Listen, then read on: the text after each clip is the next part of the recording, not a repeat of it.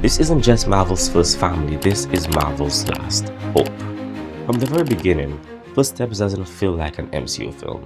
There are no jokes flying in every 10 seconds, no green screen overload. This movie is slower, more atmospheric, and intentionally strange.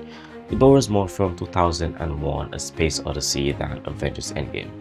Everything about it, the pacing, the production design, even the way the characters talk, feels like you're watching a 1960s science fiction classic, reimagined through a modern existential lens. And I love that.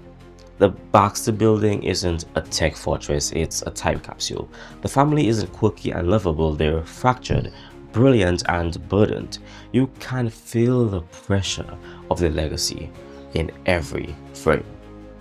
Now let's talk visuals. The color grade. It's unreal. It's warm but not oversaturated.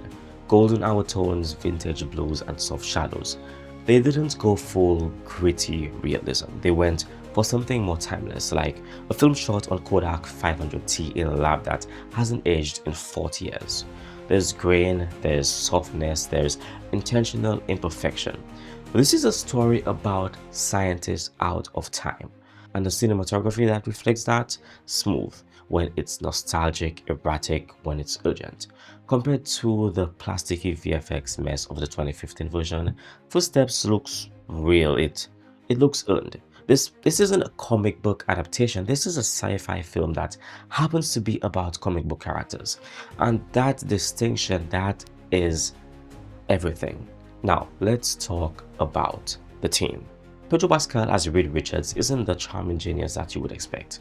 He's cold, he's distant, not unkind but emotionally removed.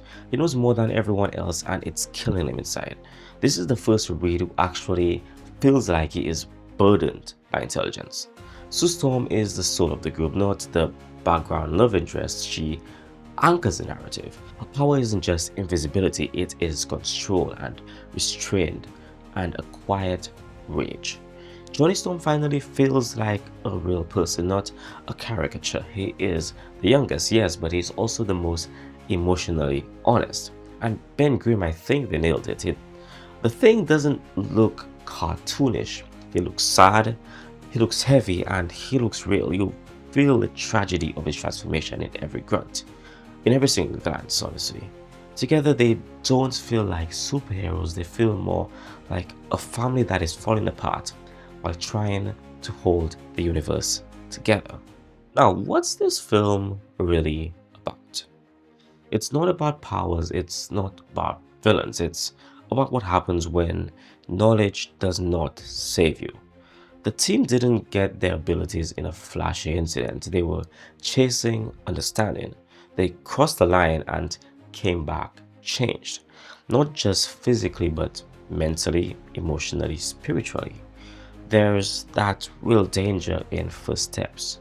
Not a supervillain, not a black hole, but the idea that knowing too much can make you lose, and might just make you lose everything else. The direction is precise, intimate, long takes, static frames, not what we're typically used to from Marvel. And when chaos does hit, it hits hard because the film earns that eruption. Marvel has been floundering lately, but honestly, Fantastic Four Footsteps feels like a reset button. Not just for the franchise, but for superhero storytelling as a whole. It's patient, poetic, less about punching, more about purpose. It reminds us that the best comic book movies aren't about costumes. They're about characters and consequences. And this one might just be Marvel's first step forward toward greatness again.